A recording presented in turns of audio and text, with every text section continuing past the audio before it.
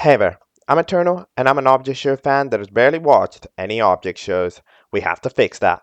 Let's play Object Catchup. Hello and welcome into Object Catchup, the series where we discuss object show episodes right after watching them. Whether they're new or old, famous or unknown, it doesn't matter, we will get to it all. Now, today's gonna be a little bit of a random day, I'm not gonna lie. Should I take a look at MCS? Probably, however, since I did take a look, I believe, only 2 days ago, I'm gonna leave it a little bit longer. We're gonna take a look at a new series, we're gonna do some keep-ups that we gotta do. We're gonna do a couple requests. All right, we're gonna just kind of go here and there and everywhere and do a couple of things that I am supposed to get to. So the new series that we're going to be taking a look at today is one that I'm pretty curious about. As soon as I saw it, I found it kind of weird. I found it kind of interesting. So this series is called Nake. Nake is I don't know. I don't know what it is, to be honest.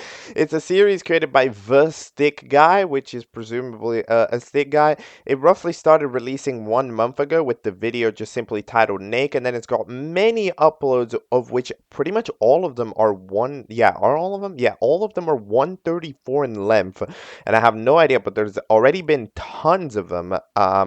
14 of these videos have released, but they've all done pretty well for themselves, getting thousands of views. The playlist says a lovely little show where some people are more important than others.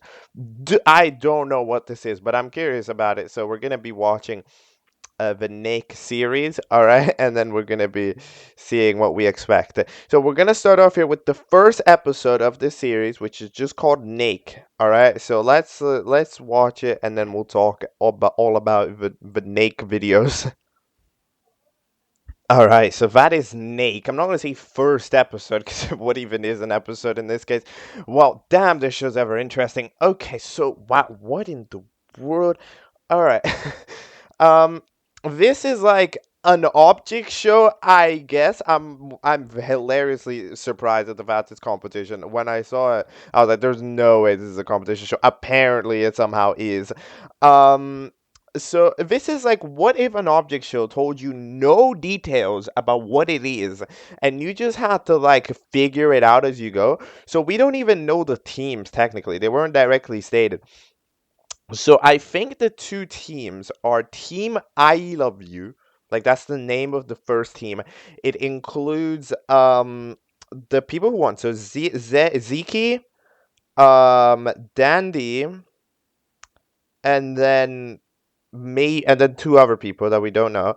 And then there's also a different team with Nightlight in it. And then the final team has Symbol, Doghouse, Fur, which I don't. Is that even a character here? Is there even a character we get to see? I don't think we will. We do. So I'm guessing they get eliminated. No, rank the member. Wait, what? What does that mean?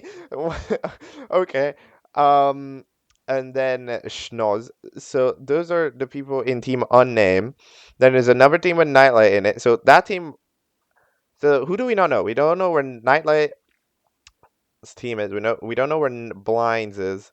We don't know where that character does like a freaking, I don't know what it's called, like a yo-yo thing is. And then other than that, I think there's some other characters that we probably haven't seen yet, because I'm presuming there's 12 characters total, but I don't think we've seen 12 characters. But anyways, that is interesting. No idea what's going to be happening in the second episode. Nake returns. Okay. Okay, what is the, hold on. All right, puzzle time. Okay, we're solving a puzzle. Who is on what team? Okay, so Schnoz gets eliminated on that team, which means that Doghouse, Fur, and Symbol are in one team. Okay, got it. Then we know that, hold on, wait. No, but Symbol and Doghouse are on the same team. Okay, and then there's a character called Belt. So we know that there's another team, Belt, Nightlight, Tether, and Blinds. Okay, so that's the team. But then the last team, Ben, is presumably... So, Zedkey, Dandy, okay. Then there is gonna be... who the hell? The freaking Stool. The Stool, right? Because Stool was safe for that team. And then Phantom? Who is Phantom? Phantom is press the button which means no, but that gotta be a different team, right? Because they say that they were safe. No, but there can't be. There's not that many teams. There can't be that many teams. There can't be 4 teams. There's gotta be 3 teams, right? Like there's gotta be. There's not that many characters. There's gotta be Zedkey, Dandy, Stool, and Phantom, whoever the hell that is. Then this team is those 4, right? And then the last team, and then the team that gets eliminated is Gnaw Symbol, Doghouse, and like sorry, who's the other? Fur. Okay, so that's interesting. What in the world? Okay, that's interesting, dude. There's a this show is firmly in the status of surrealness. You know, it's trying to be surreal, right? Like where like its comedy is in the fact that everything feels kind of off. And you know, I don't mind. I think that stuff's interesting. Third episode, Nake Trilogy. What is happening? what, what is going on? Okay, hold on. Who even got eliminated? Did we do an elimination? No, we didn't. Wait, who the hell got eliminated? Wait, because there's only 3 people up for voting. Hold on, who is the last one? Fuck. No, I don't remember. Oh no, it was the freaking the freaking oh god, the punching thing. I don't remember. Oh my god, that is crazy. No, hold on. Tever, yeah, Tever. I never remember the name of that. Okay, so they must have gotten eliminated. Challenge is to press the button. The button is now floating above in midair because the joke is that it's getting higher every time because you know the show's surreal. But like, okay. So then that team loses again because they don't press the button. For some reason, Nightlight, which interesting enough has like maybe an evil variant of themselves. I mean, you can see how their eyes are all white as if they're possessed. They end up pulling the blinds up, and that team loses, which theoretically means that the other teams are safe. Um, Phantom might be the ball. Because I wasn't too sure who Phantom is, but Phantom might be the ball character, right? You know, because they do sweat, which implies that they exist and they're not just a ball. So, that's the character. We're guessing if Fur is a cat, which makes I mean almost makes sense. It's interesting how the doghouse suggests it, but I mean we don't. I mean we know that they look like a tree, like because we have that outside information, but they don't. So that's interesting. But you know what? I vibe with this. I really vibe with this. It goes by so quickly, but it's kind of interesting to see a show where like the characters, like these characters are not all dumb. Like there's some characters like blinds which are completely illogical, but like there are characters that are competing and they are asking the same questions as what is going on. You know, like who is where. Like they're trying to figure out the show alongside us, which I think is interesting. Um, so you know that's pretty cool. I have no idea how there's 14 episodes, but all right, Nake fourth installment. Nah, bro, this show's throwing us a curveball. Who the hell is Telly? What Cubo? I mean, okay, that name makes sense, but who's Phantom? Now I want to know who Phantom is. Was Phantom a character? Was that a joke? Was that a joke? Were we supposed to tell that? How do I take something as a joke in this show? Everything is vital piece of information. We can't have jokes. This is a 100% serious show. Everything here is very, very important. But okay, so presumably, we do indeed have Nightlight being like possessed or something. I don't know whether I'm presuming how it goes is maybe when they're on, they're like the evil variant of themselves, and then when they're normal, they don't remember and we're being mean to people. Then we have our elimination, which who the hell gets eliminated? We don't. I don't think we get to know yet because we don't see that team ever again. Eventually, they go out to a cat. Which doesn't speak, speaks in text. However, they are fur in the sense that they are, you know, they have fur. So I don't think they are fur the character. I think they're just a character with fur in it. But yeah, eventually the button, we end up that the press the button challenge this time has a fake button and then a larger real button with blinds, which for some reason nobody has the idea of unraveling the blinds again. What? And then we have the teams be freaking up for Edom. Dude, who the hell is Telly?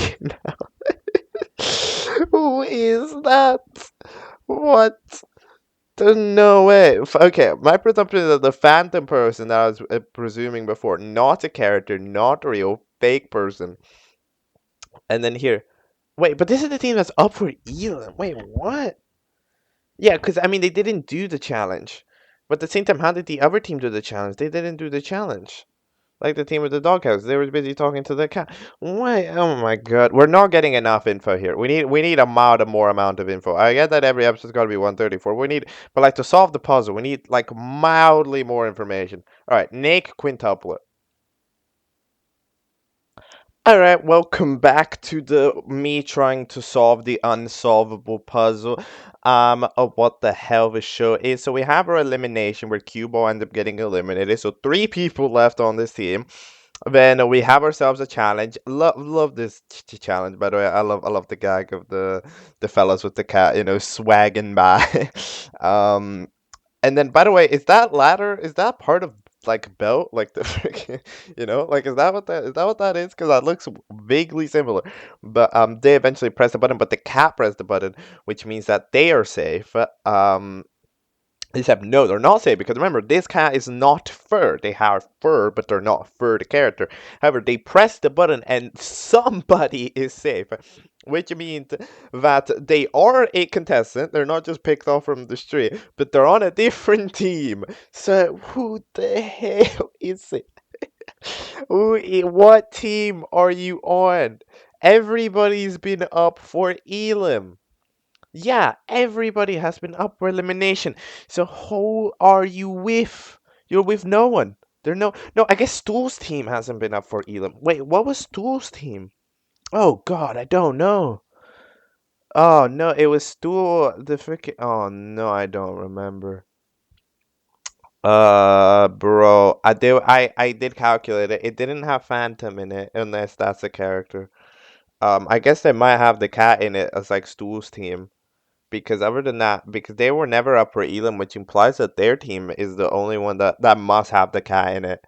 I mean, look, we don't necessarily have any amount of knowledge, to be honest, because like there could always just be more characters. But so far, I'm presuming that this cat is on the flipping thing. It's on that team with Stool in it, because otherwise I don't know where the hell they would be. Nake Hexagon. Okay, I I don't know what's happening at this point, but this one team with Stu is the only team that's really not with Stu with freaking Doghouse. The only two are remotely trying to figure out what's going on. Where even did Nightlight even go? Where are they? What happened to them? Like I don't know. Bell was eliminated, which I guess makes sense to why they were being used for parts for the last challenge, which I guess makes sense. Stu's team, which presumably has the cat in it, and whoever the hell else, makes sense. Well, so they don't recover Dandy because the random character doesn't work. Nate keeps up the charade of saying I love you to everything. They're very nice. I must say we have a nice host for once, although they are the least creative host I have ever seen in the history of humanity. But hey, that's the joke, Again, it's a surreal nature. Every challenge is the same but different. Things are evolving, but they're not evolving. We're figuring things out, but we're not, right? There's this one team that's the main team, while the other team is kind of just the other teams are kind of just being dumb and quick, and we're not even seeing them ever be safe because they're just kind of going along with it, right? So it's like this show has been certainly interesting. Does this have a friggin' like ending? How would this show end 14 episodes in? Are there enough characters? I don't know how many characters there are. Whatever. This show's interesting. The next episode is the first one that I don't think follows the name of a number because it's called Nake Gets Lucky. Let's go. Oh no, wait, Lucky 7. Never mind. Okay, I get it. All right, Nake Gets Lucky. Let's go. Nah. This shows an infinite loop. What? A cardboardy and auto? Who the heck? What? Who is any of these people? What? What? These are not real. At least put Phantom in there. Phantom will mention in passing in episode 2. That's crazy. Who are these people? Oh my god, that's crazy. Anyways, for the first time, we have a press the button challenge with a degree of difficulty. Because there's a lightning rod right there on the challenge, which means that like if you dare to be there for too long, you kind of have to make your romp quick and just hope for the best. It's a not a very tactical challenge. You just gotta go press the button, go quick, go speed run, and then work with it. We get to see Dandy crack a little bit. They're always so like ego, I guess, but they got all sad and mean and crying and stuff. But like for real, them hiding under the doghouse was adorable. But I have no idea who's within the doghouse, like freaking mannequin. Because again, who's in the show? Who is in this show? Who's left? I don't know. Nightlight was was probably got eliminated, right? Surely, yeah, because Blind is alive. So yeah, then who's here? Hold on. I mean, it could be Cardboardy or like the hit character Auto. I guess it could be that. Um, or it could be there was somebody on another team who hasn't shown up in a while. I think like on the team. No, Confer got eliminated. Yeah, I mean it's got to be one of them. It's got to be like Cardboardy or something. Because other than that, it just doesn't make sense otherwise. But to be fair, when has this show made sense? To be honest, it really hasn't. I'm trying to make sense. I'm sure it makes sense, but for me trying to figure it out immediately, it is definitely been a challenge. All right, episode 8 of the most mysterious show on planet Earth, Nake Octopus. All right. This episode's cute. To be honest. We have some, discussions between the friggin' Telly and Dandy. Cardboardy for some reason they're trying to pass up as other people. Yeah, I'm presuming they just have the disguises of pretty much everybody else because they're like roughly they were probably Doghouse last episode, and then they're trying to be Zeke in this episode. You see, like we're kind of roughly around this range, so that's what I'm presuming is going on. But yeah, Audio gets recovered by the Magic Word Recovery Center. For some reason, they die immediately. I don't know why, but that they can't get recovered successfully. I think they presumably get eliminated anyways because I don't know who else would get eliminated because Cardboardy's still here. I mean, we saw him in the episode. So many of the facial expressions that Symbol does in this episode are adorable. Everybody in this show is pretty adorable. I'm not gonna like to be fair. This is the niceness object show. I've never seen characters be more overall nice. Like even Doghouse is like, I'm gonna gonna get a strategic advantage, okay? But like, come, but it's I don't want to be mean, but it's just like I gotta like strats, like they're so like hesitant, but they still do it. Anyways, the challenge has been to not press the button. However, Dandy, of course. Look, to be fair, if you're just guessing that the challenge is press the button every time, can I really blame you? Can I read? I mean, yes, because it was right there on the screen. But like, I can't really blame you that much for assuming it's gonna be a press the button challenge. But yeah, Nake sometimes Nake just pops in and does other stuff. Zeke, Dandy, or Telly are up for elimination. No idea who's getting eliminated. We probably won't even know. What are these teams? What is this show? This show's insanity. This is one of the most interesting shows I've ever seen. Nake September. Let's go. Okay, who the hell just showed up? Who was that at the ending? Who was that at the ending? That is an onion. That is not a character in the show. We can't be having that. I'm sorry. This is already a show where who is in it is a question. We can't be having gag one-time characters, okay? You're gonna throw me off. Gotta be one time. I refuse to believe that onion has been a character here this whole time. There's no way. There's no way. No. Get that out of there. Get that out of my face. I refuse to believe it. Anyways, so by the way, one thing that I've not actually discussed is the voting system because I don't really have a lot of time to talk about it per episode. And most of the time it gets skipped. But the interesting point of having the characters being ranked from best to worst is very interesting voting system. Would it be good for a lot of object shows? I feel like it could be interesting for some object shows. However, it's only really, I feel like it's becomes a problem when there's too many people, right? Like if there's 6 people up for Elim, for example, then I feel like the middle is gonna kind of just be random. But when we're in a show like this, where yeah, it's just 4 or 3 people that we're ranking each time, that is perfectly doable for our viewer. They have to put in mildly more amounts of effort, but like it makes sense. So, honestly, it's a cool voting system, but it needs to be a small, like, there needs to be a small number of people up for elimination, and then you can try doing this, and then it's pretty interesting. However, yeah, in general, it ends up being interesting because you see, like, Candy can't no oh Dandy, sorry, ends up having more last places but a better first place average, so they end up being average. So it's an interesting combination of vote to save and vote to eliminate as well, um where you get benefited by quite a lot of it. So I think it's pretty interesting. Anyways, Tella's eliminated. We get an interesting call from the nose character, which I don't, who knows where they ended up. No, I mean they turned to stone, bro. That's so interesting. I don't know, dude. This show just throws curveballs. I'm telling you, bro. Like this show is like, I'm sure you can currently grasp a lot of its lore, but I can't figure it out from the start. I love the gag with the text that you can walk on the text. However, eventually the voice faded, so like maybe it's because like when you walk farther away from the text box, you start hearing it less, and therefore it shows up less. Something like that. That's cool. Um, but yeah, I like what's going on here right now. This show's cool.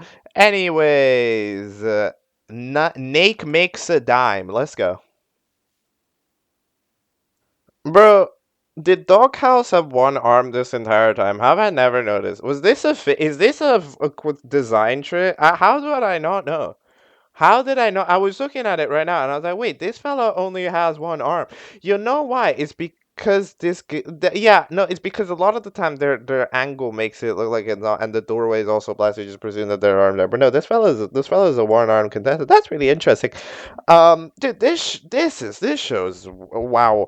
I don't know what to say about it. This is crazy. We like there's such an interesting like writing style to this show, right?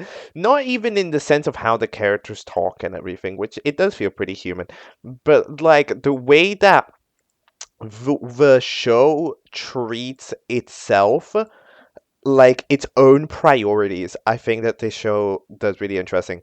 Like the way that this show writes itself, it has its priority set at such a different like category than you'd expect any show to have its priority set, that it becomes endearing. It becomes endearing to watch it because what you expect to be the things that are never shown. We don't see eliminations. We don't see challenges, debatably. We just see some interactions here and there. Sometimes they'll matter, sometimes they won't. Sometimes you'll find out who the character is, sometimes you won't. Like the way that this show takes like this writing of like completely opposite priorities to anything else that exists it makes it just look extremely unique. Like this entire episode is just the argument between Doghouse and Symbol, right? They have an argument where like Symbol was like, "Yo, I told you because I don't like the fact that you were being kind of mean." But then Doghouse is like, "Bro, come on, let me play the fucking game." Right? But then those two, after their debate, end up being up for elimination because everybody else somehow pressed the button. And then Simbo and Doghouse are for elimination. Remember, it is literally illegal to be mean in an object show, so presumably Doghouse is going home.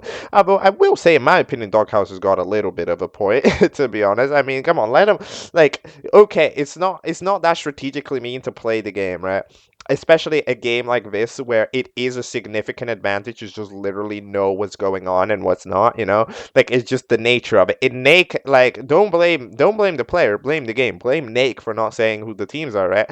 But yeah, who got eliminated last time? We have no idea. But hold on, wait, well, Zeke's here. Dude, I don't know. I don't know, but this show's interesting. Episode 11, Nake versus James Polk. What? Okay. Uh, d- I don't know.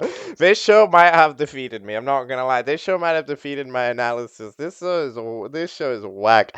In a good way. Um. Okay, I mean, very obviously, we end up having Doghouse get eliminated. They made fun of Simbo, for just being a naturally worried person. But, eventually they end up being eliminated, and then they join the gallery, all right? So the gallery ends up being Simbo's apparently on a master of the gallery, but the gallery is where everybody has apparently gone, and after they turn to stone. Interestingly, I have no idea why is there a freaking uh statue of Simbo in there. That's actually an interesting question. Maybe it's their spawn locations.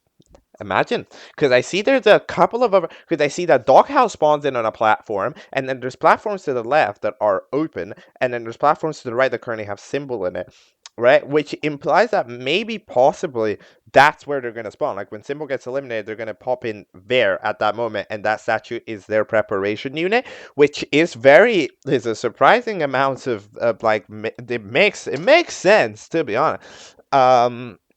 Which I think is cool. We don't really have any idea what the gallery is going on, but everybody who's been eliminated ends up being sent to the gallery. Friggin' poor Tever ends up getting spit on and snotted on as well. But eventually they go show them around a doghouse, which is, being as usual, kind of mean. So yeah, that's fair enough. We have our first episode without an elimination. At this point, you know what? Considering how little we actually get to see teams do challenges, I was just presuming there was going to be a team up for elimination anyways, and we're just like, oh, okay, I guess there was a challenge that we didn't see. Because I mean, it's not like this show shows challenges anyways. It's like, let's just do it. But that is yeah. I don't know what to tell you, bro. This show is crazy. This show is throwing lore out the window in such a unique way that I've never seen. But yeah, episode 12, Nake doesn't. What? This show's insane.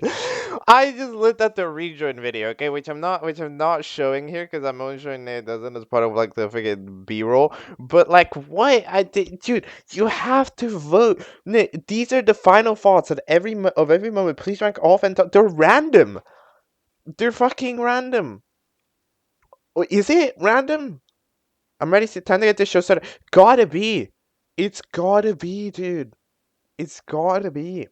Like, you're guessing who you want to rejoin. What is this show doing? This show is mind-boggling. This show has got me going, wow. Mind-blowing information. How do you do this? That is crazy.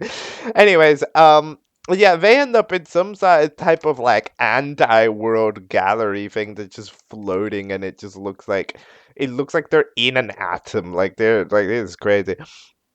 But yeah, apparently the gallery has also a museum. Not really sure what Tever is. Tever apparently really hates blinds, so they for some reason want to fucking demolish them alive. So they're doing that, and then the doghouse gets shouted off by that. We have some people. We get to actually see Cardboardy act like themselves for a little bit. They're a character that likes to have fun. Um, they want to play bowling. The ball, it goes along with it, and then we have ourselves a rejoin with everybody else in the show, which is a Dandy, Blind, Zedkey, Tabby, Stu, and fucking Onion. Who is that? You can't do it. You can't be putting characters into the show for no reason. I don't mind having the characters be mysterious whether they're in the show or not, but there's no way. I refuse to believe that in the first 5 episodes this character made was here. I cannot, but I don't trust it. It can't be true. How is it true? I need to know. How is it true? I need to do the math, but I can't do the math. This is just crazy. Anyways, I guess we'll find out who rejoins. I don't know. Nake gets weight unlucky. By the way, who's rejoining? I have no idea. I'm guessing it's gonna be they aren't looking for me. No. Wait. I think you know what? I don't know. I'm gonna say the hey Vat is this guy in danger? I'm gonna say that one, but I don't know. Oh wait, is this guy in danger? No, that's gonna be Telly, right? That's gonna be Telly. That's gonna be Telly stuff. I kind of want to know who the thoughts are, but there's no way I can guess. No, I'm gonna say they aren't looking for me. I'm saying that for whoever that person is rejoins because I don't really know otherwise. All right, Nick gets unlucky. Let's go. What? I feel like I've said that every time, but I just gotta say it one more time. Okay, so all right, so we have ourselves a little bit of, I guess, a more normal episode. We don't get to see the gallery or anything. The rejoiner was apparently fur. Okay, I have no idea what the thought was. I can guess. I don't know. Wait, hold on. They aren't looking for me. 163 votes. It better be that traitor, speak, idiot, and kind of shut time and survive one elimination. Preserve the haze. That guy in danger. I'm already sick of everyone on this team. Time to get this show started. Time to get this show started is probably Fur, right? Because they weren't there at all, and then they showed up. So presumably that's Fur. I'm gonna guess. And it's also the last one of the quotes. So maybe like that's gotta be right. Time to get this show started, probably. It's also the last one, so the last one rejoining makes sense. Even when we have creative rejoining maneuvers, we're still obviously going to be doing the easiest possible way to vote it. Yeah, know how viewers are, all right. The challenge is to press the button. Every time there's a button that moves, Z key absolutely will fucking murder them. So good job, Z key. Everybody else is up for elimination. No, but not everybody else is up for elimination because there's fucking Symbol's not up for elimination, and neither is the freaking stupid onion. Is up for elimination, and neither is Stool up for elimination. How are we deciding this now? How is Stu not up for either? Because, like, okay, you want to go, oh, yeah, yeah, yeah, oh, they pressed the button off screen. How does Stu press the button off screen? How do you do that? You were literally getting, I don't fucking mauled alive by the cat for some reason. I don't know why you randomly decided to be mean now. Because, I mean, I guess Stu isn't that good, but what the fuck? We're fucking murdering them? We're delivering them? Like, what the hell are we doing? What? I don't, this show is crazy. Anyways, these four are for elimination based on the vibes. The yeah, I mean, I don't really know what to think. I we'll have to find out. Let's go to the 14th and current episode, the latest episode. Nake's neat nitrogen. Wait, Nake's nice neat nitrogen. All right, let's watch it. Let's talk about it, and let's give a rounded up thought of the series. Because wow, yeah, sure. Okay, what just happened in this episode? Okay, let's figure it out. So the TV is a contestant, which I had originally thought of as an idea because when we were having full cash shots sometimes, right? Like for the rejoin example, the TV was always there. I was considering this an option. That the TV was a contestant, right? The TV that shows the votes and stuff. I was considered as an option. They are apparently one, or at least a character called Awesome TV. If I'm first safe, I'll do a backflip. That's a nice thing. And we don't even know what the challenge was with this case. You see what I mean? Like we can do eliminations without a challenge present. Like we've done that before. I'm surprised we didn't do that for 2 episodes. But then yeah, freaking Stu. You see, how are you safe? It's just there's a certain point where it's like, okay, I understand if we're skipping the challenges and some people did it, but Stu did not do the challenge. There is zero way. Like there just isn't a way. Like there's a certain point where like the skipping of stuff right in this show is interesting and it's cool, right? But there's a certain point where it just becomes impossible to believe, right? Because it's like, hold on, are you actually for real telling me that Stu, who was busy talking to this mysterious chip character that was behind the tree that's not part of the show, is apparently managed to be safe and do the challenge and isn't up for and didn't lose and wasn't up for elimination? Like, that's just not possible. Like, like I don't mind the mystery. The mystery is cool, but at a certain point, I think we're just making shit the fuck up. You know? Like we're just making shit up. Like I'm just gonna be 100% for real. This show is amazingly interesting. It is amazingly cool. I enjoy what it's doing a lot. Again, I said this a couple episodes ago, but I think the way that it has its priorities about having a 1 minute and a half show that, however, isn't necessarily focused on the challenges, isn't focused on the eliminations, right? The characters don't really get it either. It's a complete mystery in just the way that it functions, right? Is cool. But at the same time, it's like it's too illogical in my opinion with the way that people especially get up for elimination, right? It's too convenient because, like, okay, I understand if like Stu was doing that, but for both of the last two episodes, Stu definitely didn't do the challenge, and Stu was safe both times. Why? Because of narrative convenience, because we want to write Stu. Okay, but you have to make up an excuse. You can't just not make up an excuse and go, oh yeah, they were safe. That's just lazy. Okay, if you're gonna make a mysterious show, at least find the excuses to let people be safe. Otherwise it's not, it just doesn't work. It just doesn't. Like, yeah, that's pretty much how it goes and what I think of it, to be honest. Like, it's very cool, it's very mysterious. I'm presuming that what is going on with Zedkey being safe but the other ones aren't is presumably we merged, right? Because, like, I don't know why we would have teams still be up, and for the last two episodes 4 people have been up for elimination, so it's kind of been, press the button, the first like 3 are safe, the other ones aren't. But yeah, this show's cool, but it needs to, if it's gonna do mysterious random voting like in the way that it has to find the excuses, right? Because the thing about this mysterious show is that it's incredibly cool when it rewards you for thinking about it. When this type of show rewards you for looking at it more in depth, and then you get to see the crumbs of what happened, right? Of how you were safe, how you weren't safe, right? Then you can go like, oh, this makes sense, and it's cool, and then it's extremely rewarding because the show doesn't give you a lot of information, but the information that it gives you, you can eventually work out what is going on, right? Kind of like with the teams, like you can kind of work out who's on the teams, um, based on, like, who wins the challenge and stuff. But that's rewarding. But in a certain case, right here, it's like, how did Stu do the challenges? They were getting mauled last episode, like that's kind of the thing that doesn't make sense, right? And that doesn't feel rewarding because it's like, wait, no, we just put you safe for narrative convenience.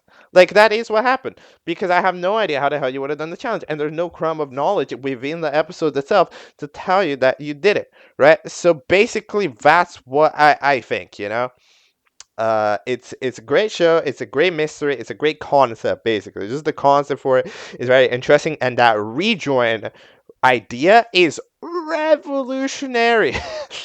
Revolutionary little idea. But like, yeah, it just needs to be, especially with the way that it's sort of confusing and loristically, it needs to be more certain of itself, so that way it can give the crumbs back to us, right? Because currently it is hogging all the chips for itself, and we just think that it's an empty bag. All right, that analogy, pretend it made sense. That's all. It's cool. I will be, of course, checking out future Nake episodes if they release, which, we did preface that the series might get canceled anytime. But yeah. All right. Next thing. All right, the next show that we're going to be taking a look at is going to be the One Take Object show, indeed, because they're going to be doing a couple of keep-ups of shows that released yesterday that we didn't quite manage to take a look at, either due to time constraints or they just simply literally weren't out yet. And the One Take Object Show 5 indeed released yesterday, the 5th episode. Last time it was the episode of November 13th, where we had a epic crash out here from Test Tube, and then the winner was, of course, our rejoiner Glovey, no, our debutant Glovey. Everybody else was up for elimination. Who will get eliminated? Nerd, Scrib, Spooky, or Pop, as their voting numbers entail? I guess I'll have to find out in episode 5. Totally tubular, dude. Let's go. Alright, so a while ago I took a look at the One Take Object Show 5. Totally tubular, dude. And we are going to have ourselves a chat about it. So, we have some interesting things to talk about here. So, like, as usual, as it goes with this, as a reminder, I always gotta be, of course, nicer to it because this show is handling a very, I guess, like, significant disadvantage in the fact that, of course, it has to deal with one take. That one take could be as prepared as possible, but the take has to be the one take, right?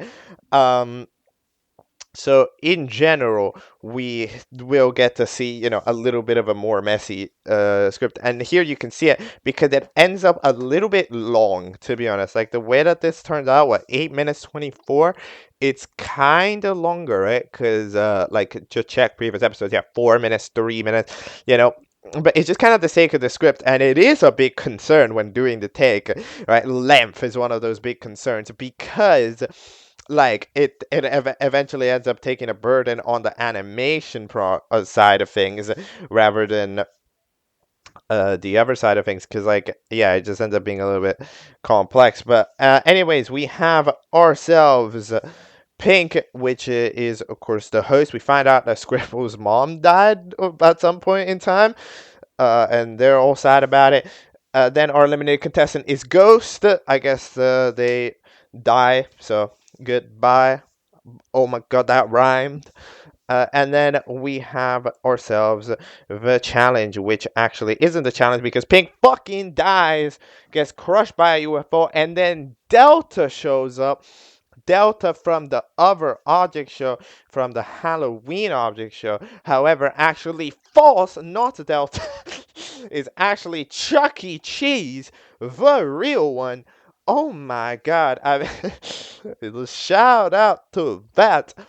And then we set up ourselves a challenge, which is to apparently make a cartoon. Best cartoon wins. So, one of the things that I will give props to this show for, right, is that it doesn't really cheap out on its like system, like it does it's a one take object show, so you'd expect the challenges to be kind of simplistic, right? You'd expect the challenges to be like, you jumped 3 meters, you jumped 4 meters, and so that it's like it's easy to do, right?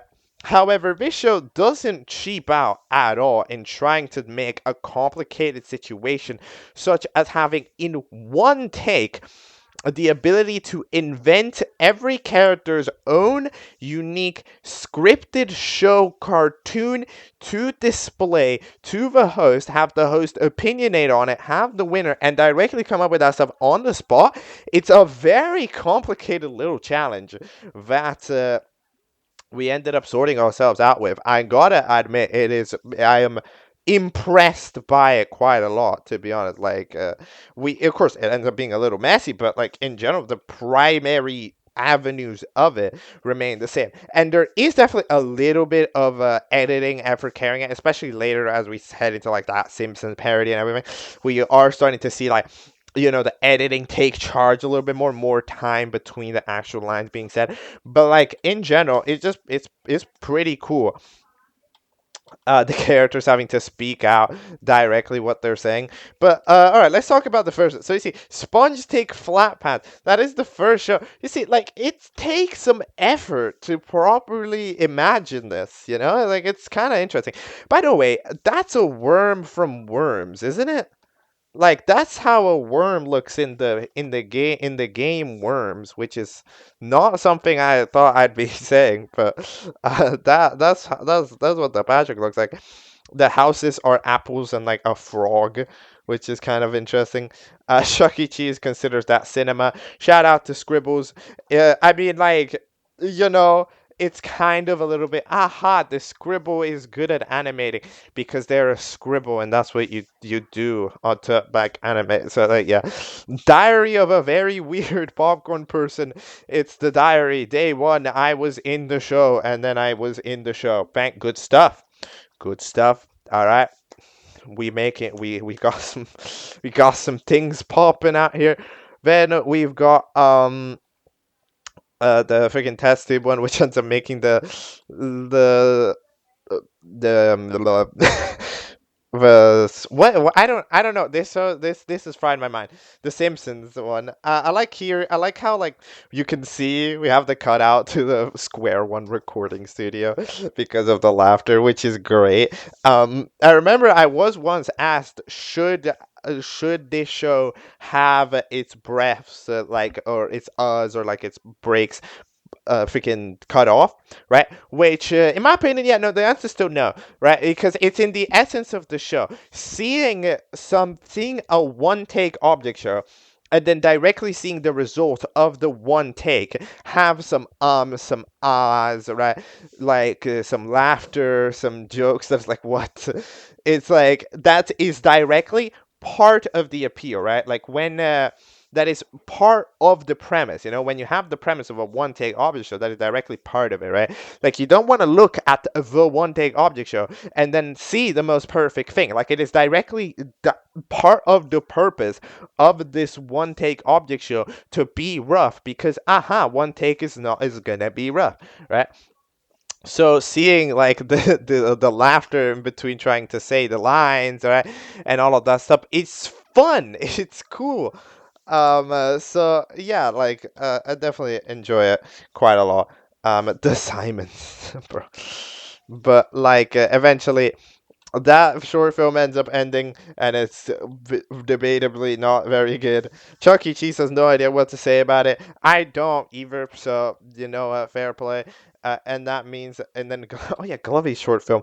Glovey runs for president. To be fair, one thing that I am also gonna say I like is the animation for this episode, because like the short films themselves, they nearly all had like a different little style to it, which is cool. Because yeah, I mean, a different person made each one, so they're gonna have a mildly different style to them. But I really like how like this one has more BFDI assets, right? As like the joke where the glove runs predator. The glove is way more hand drawn, right? Like I think that stuff's kind of no, the glove, the Simons is way more hand drawn. Like I think that's kind of cool. Uh, so I vibe with that for sure. And then eventually we end up having the end where Scribbles wins. Their mother would be very proud. What would be the mother of a Scribble? Would it just be like a larger Scribble? These are the real questions. Would it just be a larger Scribble, or would it be like a straight line? I don't know. But eventually we have the people up for elimination, which are Golovy, the nerd, and the popcorn, which has an afro now. The popcorn's burnt. Eventually, the UFO flies off and Pink Guy's back, which is, yeah, they seem to have a Christmas, they get a Christmas outfit on, so maybe we're hinting at something, maybe we're hinting at, I don't know, possibly Christmas episode. That'd be interesting. I mean, I don't really know how long. I mean, I'm saying I don't know how long these episodes take to make, as if I haven't been around for every time they've released. They take like 2 weeks ish, you know, on average. So that's interesting. But yeah, overall, I think this take ended up pretty all right.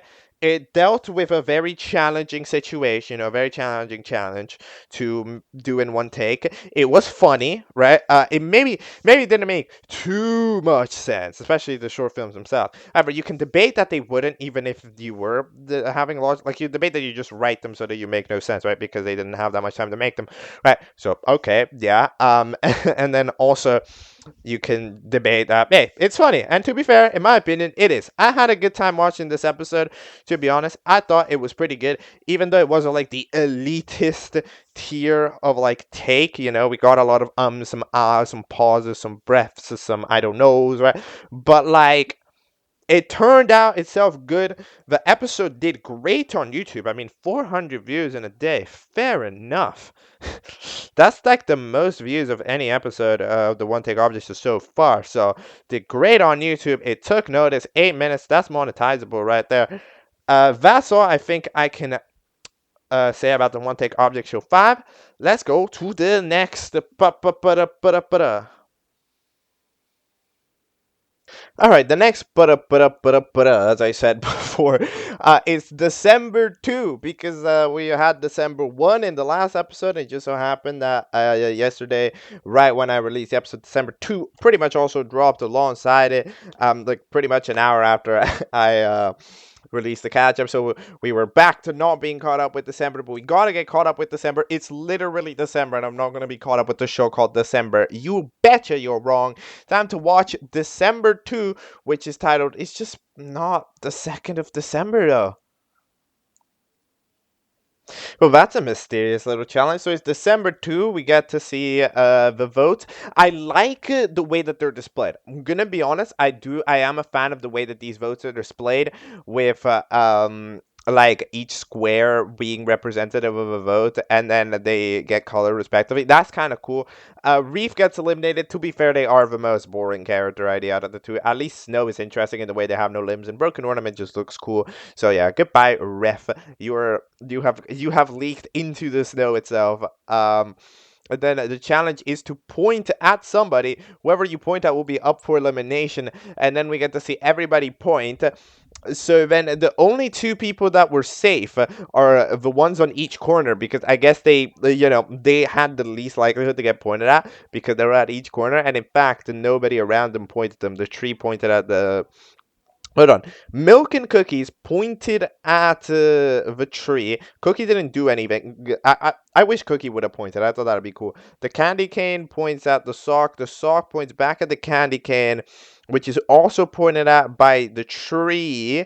Then the snow points at Broken Ornament, and Broken Ornament points at the tree, which means that candy cane, the sock, Broken Ornament, and tree are up for elimination. Who gets out? I'm gonna predict the candy cane, because they could have, brought along the person next to them up for Elam, but they specifically didn't do that for some reason, which is like, what are you doing? You're throwing.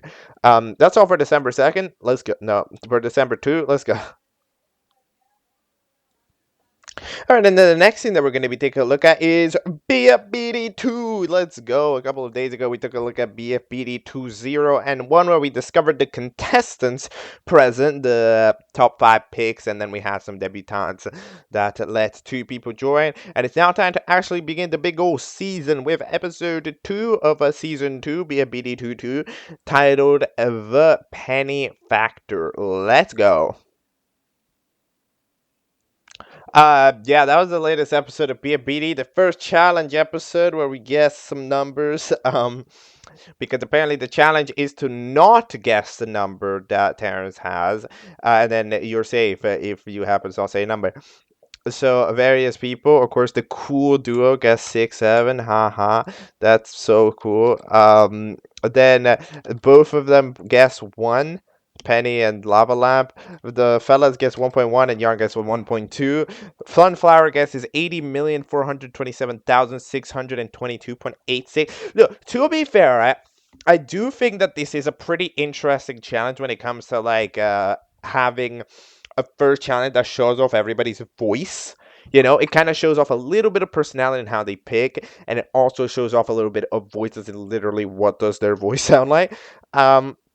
So it's not a horrendous first challenge. But anyways, 1.2 is the number, which means that Yarn is out. They look so sad. Don't eliminate Yarn. Come on. They were cool. We didn't even get to see them do a Yarn. What? What? Whatever. Then we have a debate between Terrence and Penny. Penny ends up their voice switches to being a British accent. It is not a very thick British accent. I actually didn't notice until they said that it was a British accent. It's really not that big of a deal. But yeah, and eventually the episode ends after about 1 minute 14, because the cool kid and the cool grape, the freaking, what are you called? Vago grape, ends up getting Get in. But yeah, goodbye, Yarn. Very unfortunate elimination. But to be fair, one of the things which I will say about this cast, very good cast. It's very good cast. I don't really want any of you people to get out. I want to see them. Maybe like the apple. I don't think the angel apple's that interesting. I see them getting out. But yeah, rip Yarn. I hope they come back someday. But yeah, that is BFBD2, the penny factor. And now let's keep it moving on to the next thing. Yeah. All right, the next thing that we're going to be taking a look at is a Discord request, a request that I got on Discord, which is not something that happens too often. In fact, those next two things are going to be requests that I originally got on Discord. All right. The first one is PowerCore. So PowerCore is a show that I have heard about before. It did drop about a month ago, its second episode. However, as time passes, we're gonna get progressively more and more behind on the things that we're watching. Very sorry, it's just the way that it goes. There's just so many shows, and like the more shows that I have to watch, right, to keep up with, it just means less space for other new shows, right? So like, it kind of is the way that it is. But PowerCore has had 3 episodes so far, of which we're currently on episode 2 because episode 1 was a 1A and a 1B. So we're gonna start off here with we're just gonna watch them all. We're gonna start off here with episode 1A of PowerCore, titled "Please Don't Plunge." Let's go. Okay, so that is PowerCore 1A. Interesting little show for sure. So, we get introduced to our contestant. We have a brick character, that's me, in a bowling ball that gets bullied for having no arms nor legs, and then a mint that helps them out by just kind of being mean to not mean to the, but dishing it back at brick. And then we got some other characters, such as a light bulb, a battery, a walkie-talkie, a friggin' washing machine, and what even is that? Like a puck? I don't even know. But eventually those characters end up competing for for what? For unlimited power. Yeah. Shout out to generic prizes. But eventually we have ourselves a balance beam challenge. So this show has a lot of things to like. Honestly, I think that the way that the VAs are pretty good. The way that the assets are pretty good. The assets are pretty good as well. The character designs are pretty solid. The pacing is good. There's a lot to like. I'm not gonna lie. However, I think the only thing that I'm going to criticize here right now is that there is just a general air of inconsistency running around it, right? Where if it's going from animator to animator, just like you can tell kind of the quality of the actual animation itself, it's very fluctuating, right? Like for example, when you go from the previous scene of bowling ball falling off to the scene of mint and the brick, you see just how much lower the quality is. Like it's that type of thing that needs to get sorted out. Same thing goes for audio mixing. We need to have a little bit more effort put into the audio mixing of the episode because some characters are just loud. Mint is kind of quiet and muffled, but a character like brick or the battery is very, very loud, right? So we end up having those problems. However, pacing is good. I really, really like the implementation of the bar at the bottom with every character's icon to show who's still in and who's still not. In my opinion, absolutely every show should do that in this type of challenge. So yeah, there's a lot of promise, and I think every individual component of it is fine. It just struggles a little bit in meshing those components in a way that doesn't feel a little bit jarring. I'm not gonna lie. It kind of gives off vibes. It feels like a map. All right, gonna be on. It feels like a map a little bit.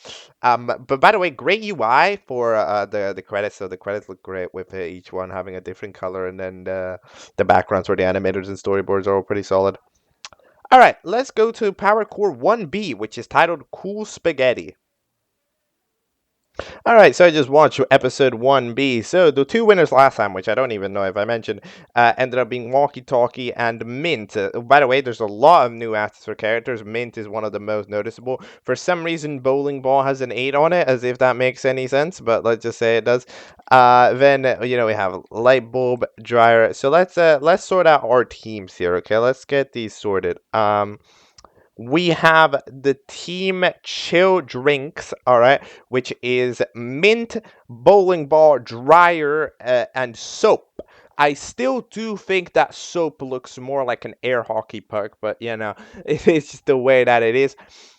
This team, in theory, should be pretty decent because Dryer is that type of hater character, right? And Bowling Ball isn't too capable. However, they're because of their bad mobility, they're not gonna exactly be too like overposing. So in any type of strategic challenge, they should be capable to just like have the best idea get through, right, without too much like forced pushback.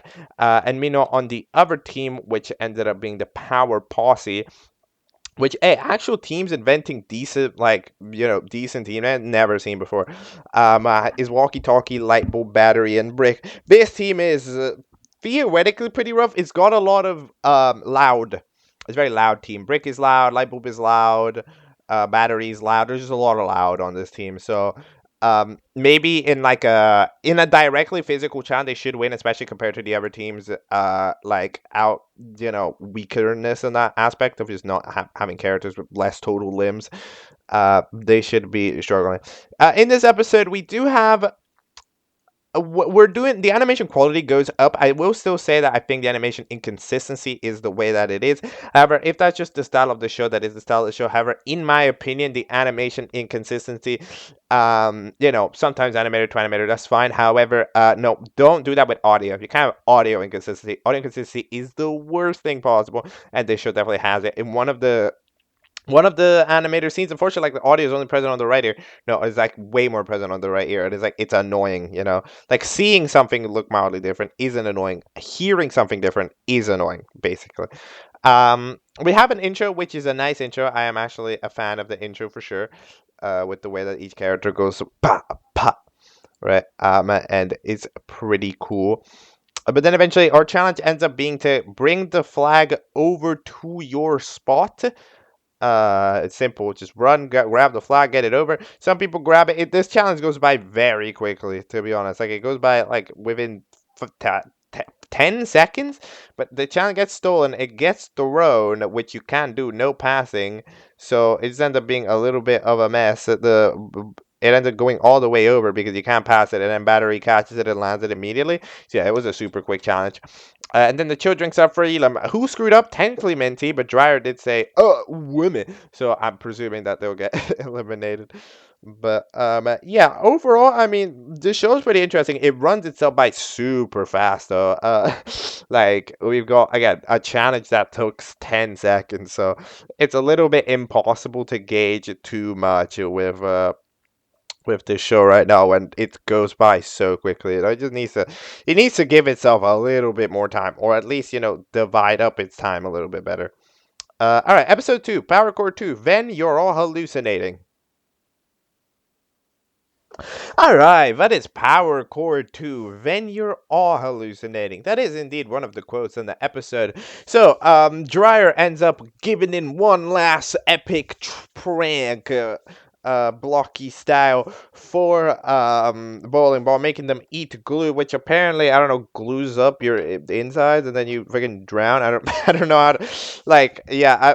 I don't know what does happen when you eat glue. You know, that's like a very good question. I don't know. I mean, I haven't ever tried it. I just don't know what happened.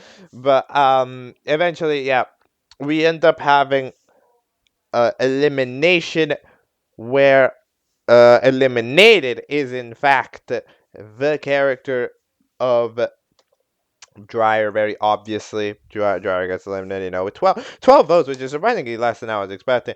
But like, yeah, Bowling Ball eventually gets a prize, which is some neutralizer that runs away. I don't really know what it was, but yeah, we eventually have ourselves the challenge. So the challenge is everybody is put under the influence. And then the challenge is to stay under the influence for as long as possible because Light Bulb freaking ate drugs that are the part of the chocolate chips that the candle eats or something because they do drugs. That's literally what we're saying here. You do drugs. Okay, cool, great host. I don't what. So then, yeah. I mean, look. This is a fun challenge in the sense that you can be totally random. You can be 1000% random with it because, like, everybody is having a weird dream, which means that, you can pretty much make anything happen. You can make them fly, you can make them not fly, you can make them have a nightmare, have a good dream, have a whatever, right? Any of that stuff, which is pretty cool. You know, you get to do some fun things with that. However, I will say I am not a fan of the lack of distinction that is made between dreamer and not dreamer, you know, like are we like there are certain moments where I don't really know if we're on a dream or if we're not on a dream, right? Like that type of stuff. Sometimes it's just hard to tell, and I think there should have been a more distinction, right? Because I understand that, oh, they wanted to make that one gag where it's like, haha, I'm not real, but it's like, no, that gag still works without having to confuse the audience as well, because if the audience is confused, then it's just like they're just confused, you know, they're not experiencing another feeling, they're experiencing the feeling of confusion, right? Which is, I don't think is what you want for a show like this. But yeah, eventually the team is doing pretty bad until eventually friggin' Mint dies, but then the other team ends up getting demolished because I don't. Do I know? No, you know, I don't know. I don't know how the hell the challenge ended, because apparently one team was doing bad, but then the other team lost because they all like sped run waking up or something. I don't know what. No idea. Gotta be honest. Don't know. You see what I mean? Like I literally don't know what happened. I'm trying out here. What happened? No, hold on. I don't want to get defeated. So battery can feel the acid in their body, and then they scream. So then they wake up, presumably. Then the bowling ball is alone. And then why is it black? I don't what. And then eventually walkie-talkie is talking. That's the only scene in the episode where you can actively see the friggin' shade around it, implying that it's a dream. You know, I don't. They're up for Elam. Yeah. I'm predicting that Break gets out because they were a bit meaner than the rest on average, especially in episode 1. But it's kind of hard to tell. Prize, I'm gonna say Lightbulb gets the prize because they're funny. You know, they're kind of funny. Yes, they got out first, but they're kind of funny. Because they're funny in the tummy. You know. And yeah, that is the episode. As far as this episode is concerned, it is, in my opinion, more good in terms of audio. It is better in terms of animation as well. In terms of like having them be a little bit more consistent. It is mainly also, but like, okay, it's not that consistent. It's just this episode gets away with it because that is the topic. And again, as I said, the animation inconsistency doesn't matter that much, you know. So overall, the show's fine. I do think that this challenge could have definitely used some work to make it more understandable, you know. Like, come on, bro, we were the show that in 1A made the best possible indicator for who's safe and who's not possible, and now we're not doing that for something like this, where it's like a genuinely 5 times more confusing. Come on, bro. We gotta get our acts together. But other than that, the show is cool. And I will be checking out future stuff. It was a relatively chill experience to watch it. You know, there wasn't too much to dissect, and yeah, good luck on the future. Alright, the next show that we're going to be taking a look at is titled TWBOS. So I've been recommended TWBOS a couple of times, mainly because it is created by a connection of a previously covered show, right? So I will be taking a look at TWBOS. It is created by Pin Productions, which is, of course, a fellow YouTuber with 223 subscribers. There is no playlist for this series, unfortunately, so I'm not 100% sure what all the episodes are. However, I see that the latest TWS episode uploaded is 3. I see an episode 2 earlier, and then also an episode 1. So we're going to be taking a look at those 3 videos as the episodes, because I don't know what else it would be, alright? So we're going to start off here with episode 1, which is titled episode 1, I believe. All right, that is episode 1 of what is currently looking to be a pretty simple object show. TWBOS apparently stands for the white background object show, of which there are like a million, but yeah, this is indeed one of them. So we have, hold on, who is even in this show? I do like the guy at the beginning of one of the contestants being like, host an object show. I was like, okay, sure. Um, so characters, Arthur, which is Arthur, the tape, which is a piece of tape with no map, that's fun. Flippy, which is the Flippy green screen, yeah, which is a green screen. Squidward's nose, what? Visor, I guess, does that, is that, that doesn't look like a visor, that looks like a freaking blue squidge. VR, Lil Timmy, Red Thing, and yeah, that's the cast. Epic cast. So the challenge is to believe in Joe Hendry. Now I don't know who that is. Joe Hendry, Scottish professional wrestler and musician. He's got to believe in it. What did he? Is he gonna win? Is he gonna like win the WWE fight or something?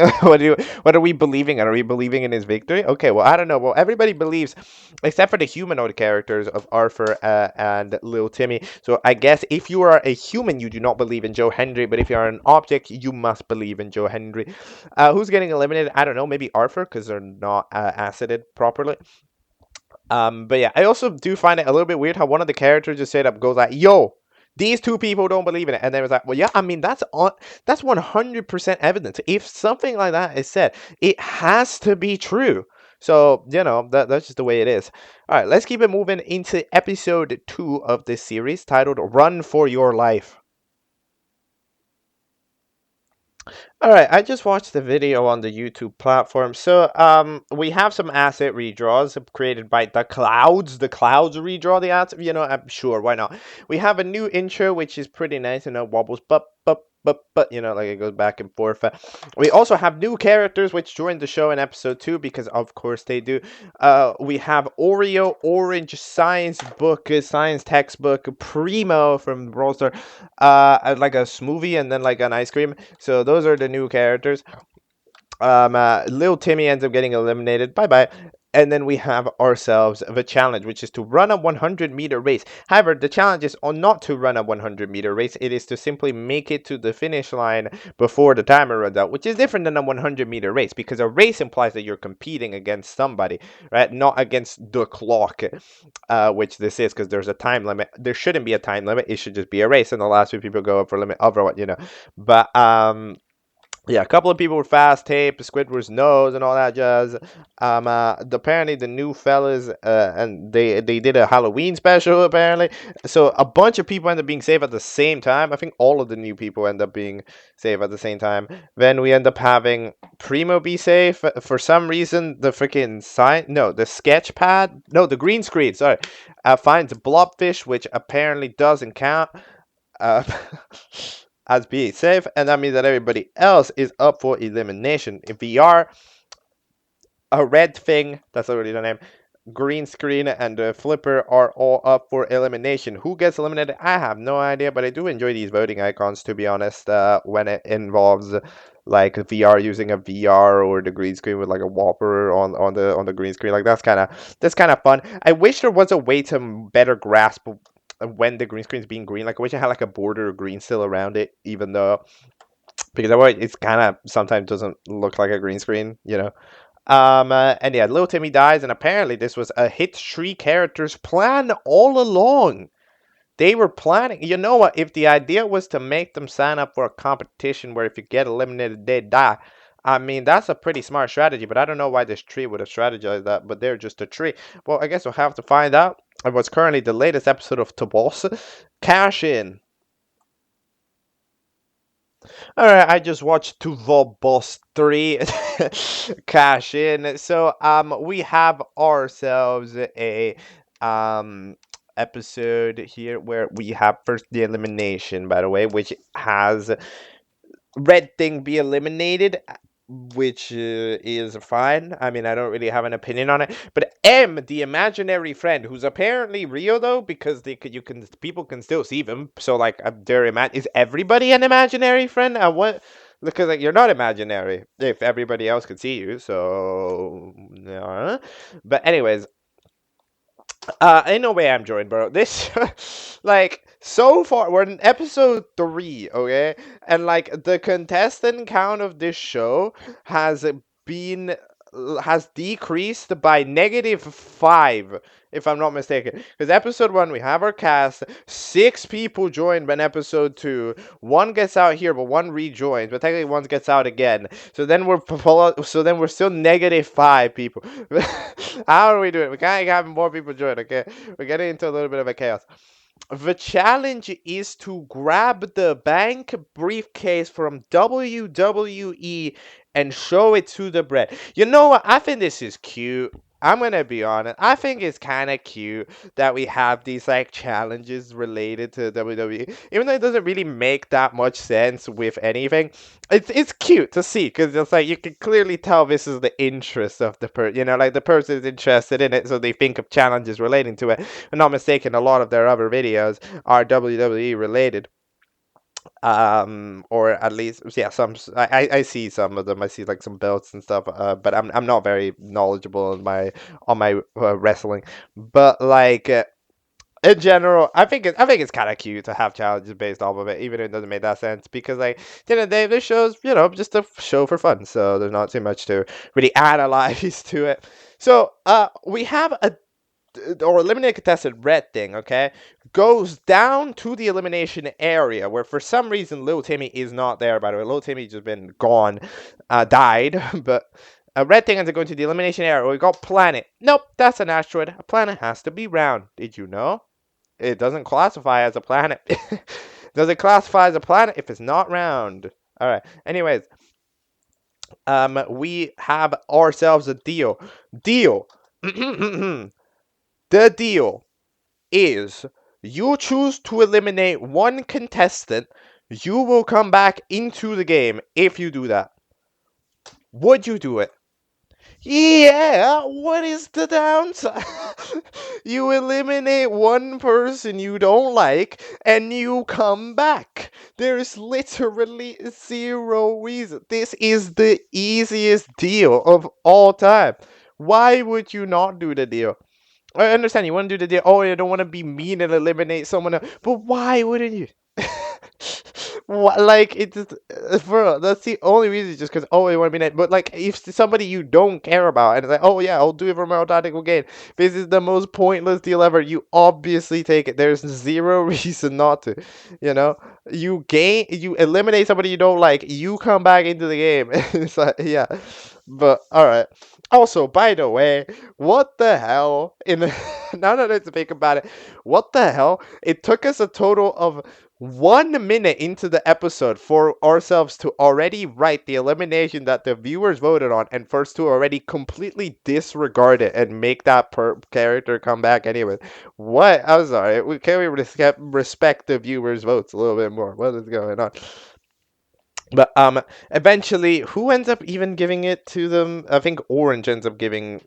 No, Oreo gets it from Orange, who got it from the freaking the science book. So then Oreo eventually wins the challenge, and everybody else does their voting. We have some contestant voting where we see a bunch of people vote whether they with various reasons, such as you're annoying or you hate mayonnaise. And then VR headset with 4 total votes, one of them being a self vote, ends up getting eliminated. So goodbye, VR headset. I guess next episode we're gonna have the previous eliminated thing. But hey, look, if Planet keeps making these deals, no elimination ever matters. So I don't know, you gotta check up on Planet. Look, host fella, okay, Brady, you gotta get to it. It's not working. But anyways, as far as I actually think of this show from like a technical standpoint, it's animated okay. It's not. It's you know. It's relatively. It's very simplistic in the way that it works. But I can understand how it sees it. Of course, it struggles quite a lot with having any action moment, right? Because it's just kind of still frames. So I'd of course recommend this show do more relaxed challenges that aren't steal the briefcase from each other, right? Because you can't really properly make that interaction yet. Right, like you can't make characters like fight in a proper way without it looking like 2 still frames. Like, oh, you have it. Oh, never mind, you have it. Right. So I recommend making more like technical challenges, like yo, write an answer. You know, like for example. But in general, yeah. In terms of voice acting, the show's fine, and yeah, it's fine. I don't got too much to say about it in a negative sense. It's like it's a show that you can watch. It's relatively watchable. The audio quality is relatively listenable for sure. Like it's not something that I mind basically, which is nice considering a lot of these like little more amateur shows they end up having some pretty poor mic quality. This one is fine, so that's cool. All right, that's all I think I can realistically say about TWBOS. Let's keep it moving. Pew. All right, we're going to be doing 2 requests to end it off, all right? Now, here's the deal with requests, okay? I want to cover every request. It's just some people happen to request stuff that is a lot, that is like big shows. And I don't mind. It's just that when there is a big show request, it becomes significantly more complicated to fit it into the schedule in a way where I can look at it without harming like multiple days of production. So, in general, I like to leave those, but I promise if you made a request, I paid attention to it and I have it in the ideas for stuff that I am gonna do, right? It might take a bit, even if it's already taking like 2 weeks, it could take longer. I'm sorry, okay? I'm very sorry if you requested something, but I'm going to take a look at 2 of the fast requests that happened yesterday because they are only they're only one episode basically that we have to take a look at. So we're going to do that. Starting off with a request from the one and only Jimbo, all right, also known as TCTOSBFTTOPOfficial, fellow creator with 20 subscribers. I might as well take a look at it. Why not? They have recommended me I watch the first episode of their object show called Battle for the Trophy of Power.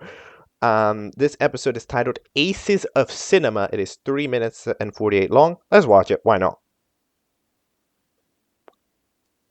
All right, I just took a look at the top 1 aces of cinema. So, we have an interesting little original premise. So apparently there is this trophy guy called literally he is the trophy of power. But Sunglass was just like, well, you're gonna get despawned, which is a power that you have. So apparently the Sunglasses fella is pretty strong. I mean, they can literally despawn people. So, they have this trophy, and then we have ourselves the contestants. We have an intro, I guess. It's mostly just a pile of text showing the names of the characters. It doesn't show the character. It should show the character. I mean, you have answers for them anyway, so like just show them on the intro. So our characters are grape, tuba. I don't know what a tuba is, but I think it's like an instrument. Blanket, a tablet, tablet. But wait, I don't remember seeing tablet in this episode. I don't remember seeing blanket either. The Nimbondo Witch 2, nice. Chunk of rubber, piano, wipes, and one prat. No, that's not that's not it.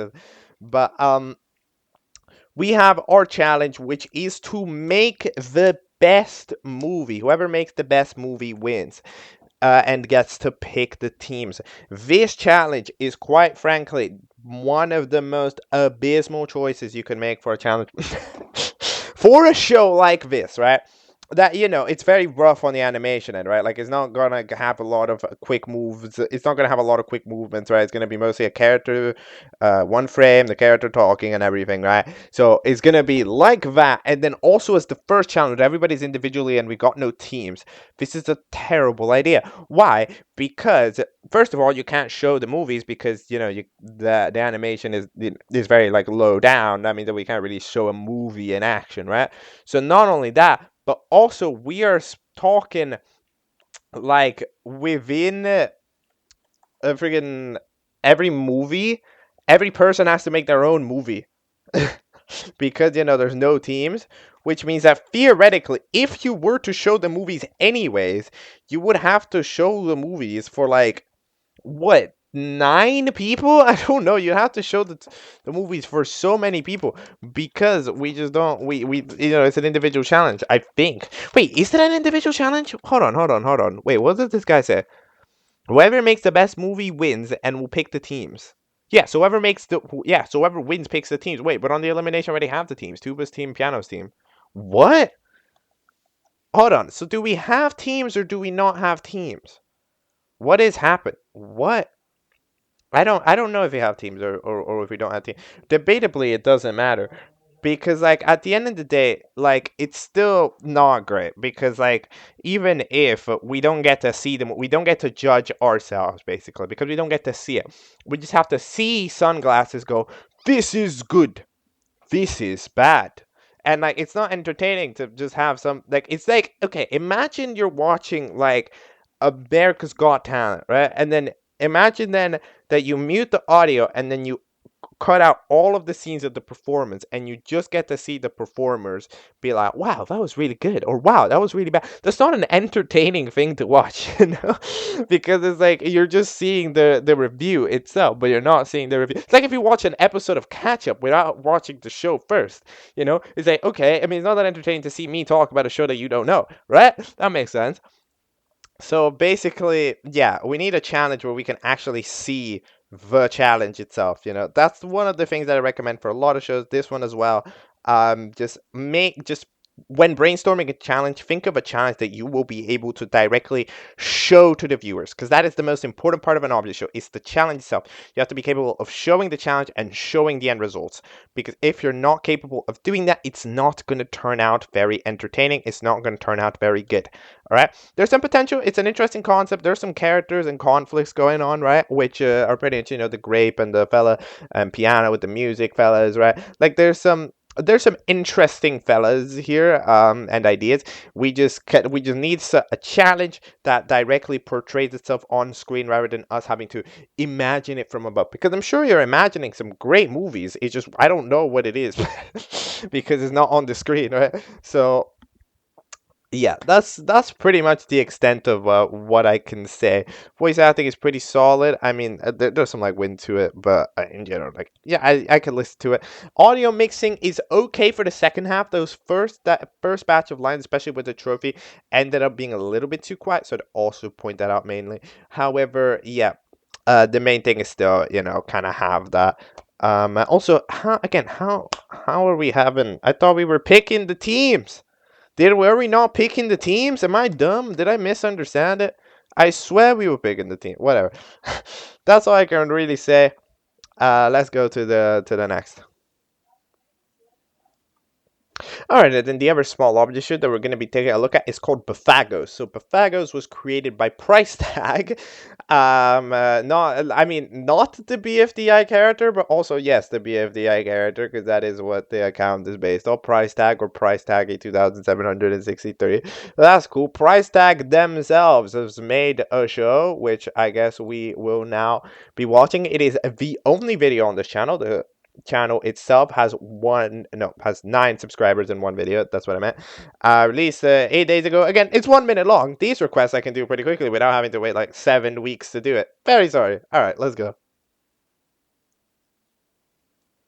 Alright, so that was a pretty quick thing. So we started off here in a grassy field and we're like, well, wouldn't it be so epic if an object show happened right now? And then wow, wow, explosion, and then it just so happens, oh my god, there's an object show right now. So a mysterious ball of meteor drops from the sky.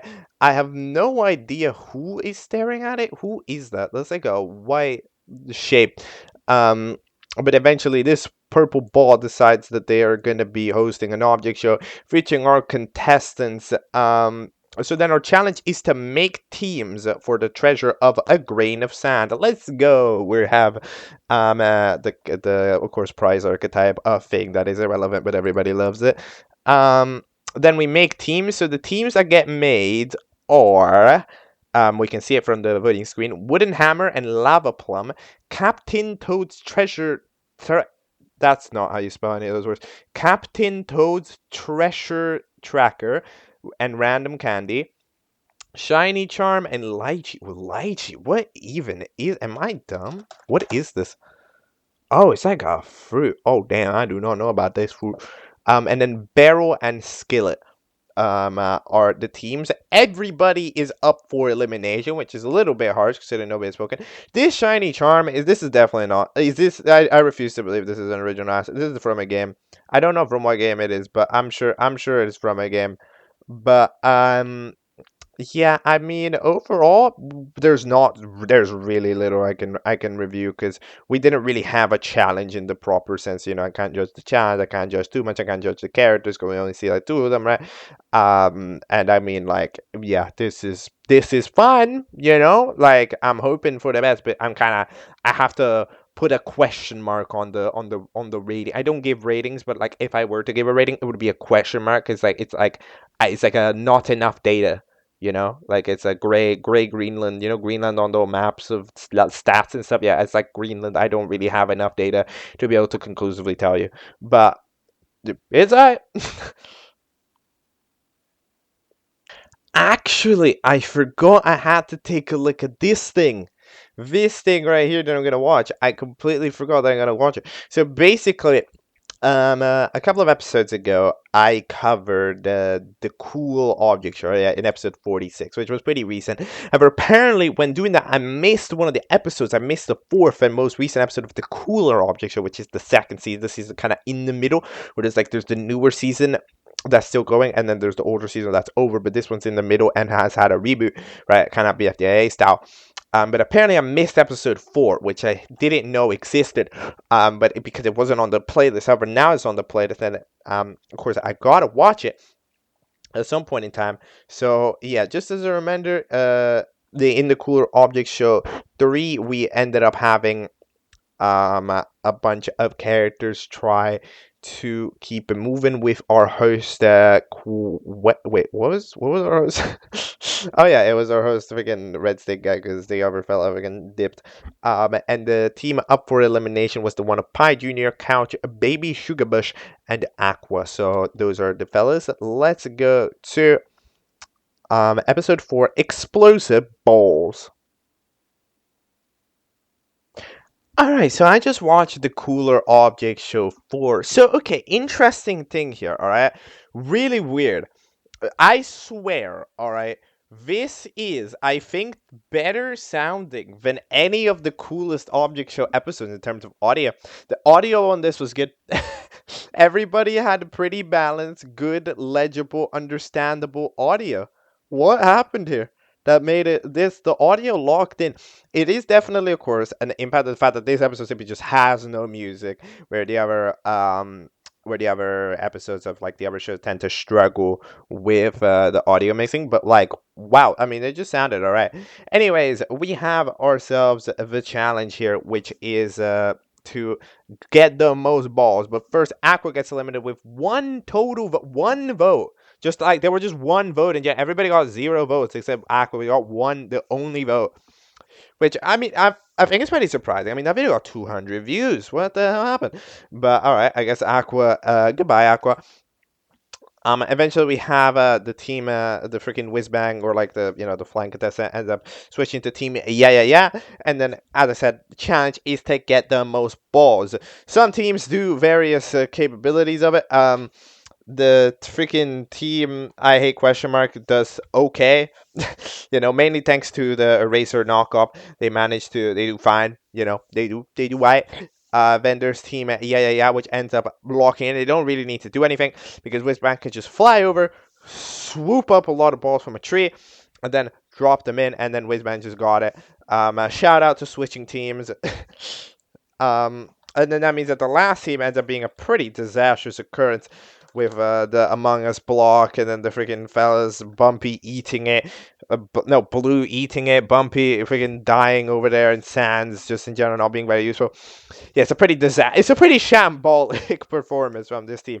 I do gotta admit, it's not great, to be honest. But yeah, they're up for elimination. I mean, I'd predict a character like Blue to get eliminated because they ate the freaking thing.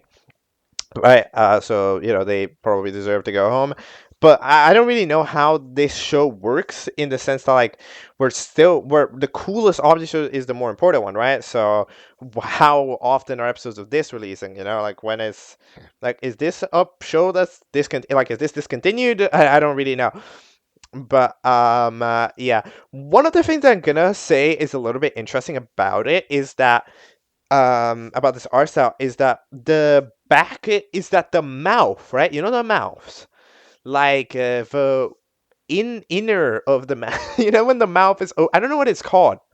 Now when you have the mouth open, like the color of the inside of the mouth is interesting because it actually switches based on the contestant's color. I noticed this because like Pi Junior, when they open their mouth, the inside of the mouth is like blueberry, you know, like purpley blue. Which I feel like is not something that shows do very often. I think for Whizbangs, at least on the outro, you can see how it's like green gray as well, right?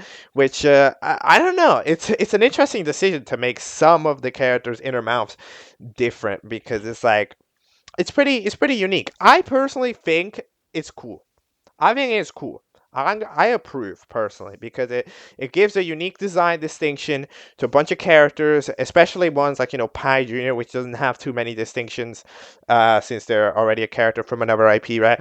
So like in general, I think it's pretty cool. All right, that's what I gotta say about it. But yeah, that's the Cooler Object Show 4. We're caught up with this show. Sorry for not watching it the other time. My bad. I had to make it up this time. All right. But yeah, we did indeed do it.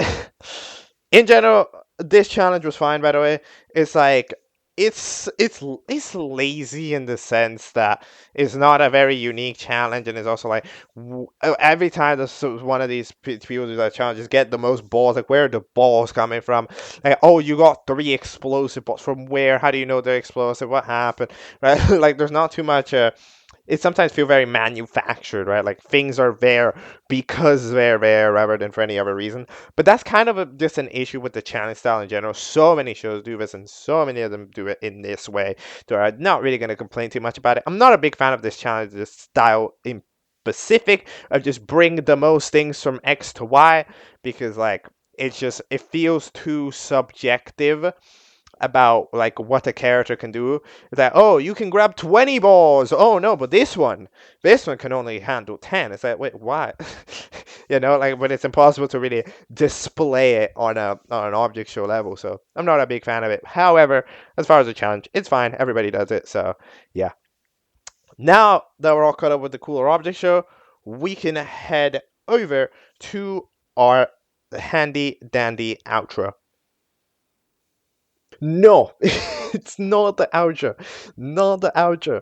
Okay, I fucked up big time. It turns out that one of the creators I didn't have on my subscription feed for some reason.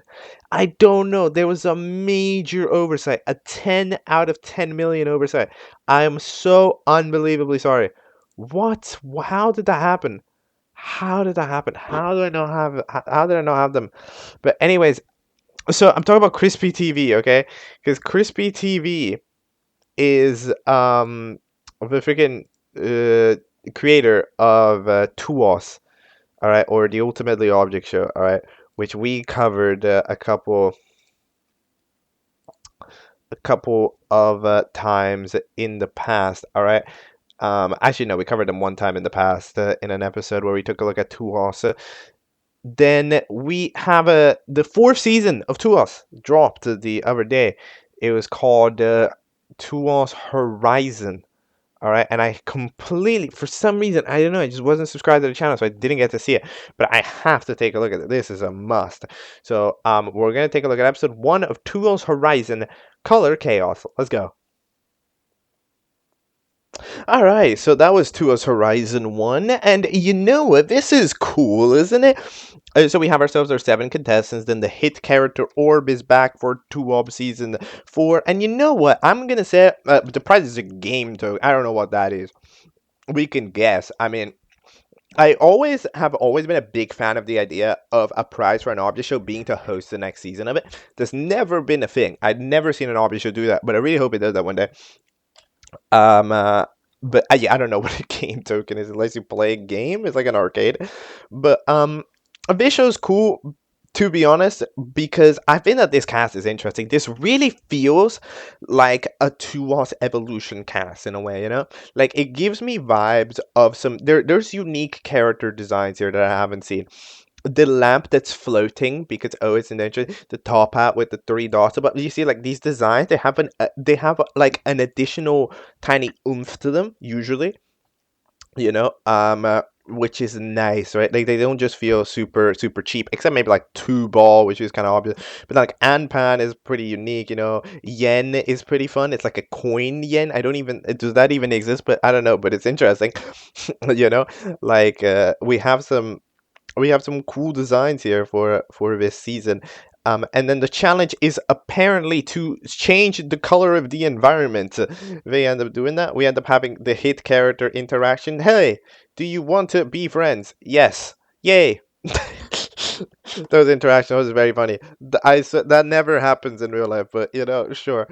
Um, then apparently the only paint that's even in there is freaking white, gray, and black paint. So they end up painting to various degrees of success until eventually a fucking explosion paint bucket appears and the entire environment is colored.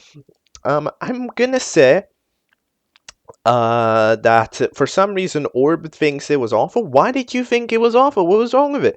You wanted it to be painted a different color. It's literally 100% painted. Are you for real? It's orb colored as well, that you would like it. What is going on, bro? I don't know why. Uh, yeah, I don't know why the hell. Ariane, Teacup, Lamp, and Olive, since they painted the most. Wait, was the challenge to paint yourself? Wait, has this place always been green? Did I want it? This color is weird. I want it to be a different color. Wait, yeah, the entire environment's painted, but you're only giving an award, but you're making the characters that are saved the ones that are most painted. As in, like, no, but Yan isn't the most painted. I don't know why the hell Orb decided what they decided. Gonna be honest, I don't know. This one was kind of weird. But yeah, I think the cast is cool, to be honest. There's some nice character designs here. A two ball. Is the two ball actually good? Two ball pool? I'm curious. The two ball is blue. Okay, good continuity. And Pan, and then the top hat. Who gets eliminated? I'm gonna say two ball because they're very able copy. But yeah, them all sleeping together. I think this is cute. I think this is cute, and I think the cast is pretty nice for a season 4. It feels like a little bit of an evolution where like the cast has some more complexity to their designs themselves mostly. But didn't really understand the challenge. Don't know why who was safe, and I hope that improves. All right, that is all. Let's do an outro. Alright, that is going to be all for today's episode of Object Catchup. It ends up as a pretty reasonable length, and you know what? I took a look at everything I wanted to take a look at today. I'm satisfied. I wanted to take a look at the nake thing because I thought it was really interesting as a new show to put into the ecosystem. We took a look at all the keep ups that we couldn't quite do the other days, either because they released today or any other stuff. So I think that's all cool. And then we took a look at some of the quicker requests, as well as the ones from Discord. We took a look at that I was aiming to do. We also took a look at the ones, the quicker ones from a couple of days ago, right, as well. So in general, everything that I was planning on doing today, I did, and that's pretty nice. So I'm satisfied. Next episode will be 50, which I'm just gonna say right here, it's not gonna be 1, unfortunately. 1 is too big and daunting of a task to watch for a special right now. So episode 50 is gonna be. I'm still gonna take a look at something special for that day. However, it is not going to be 1 because 1 is currently too big. I'll cover it later, probably as a non-special number. Yeah, but for now, that is all. Cool stuff incoming on this channel. All right, goodbye. We're all We're all caught up with the shows that we watched. Goodbye. Sorry.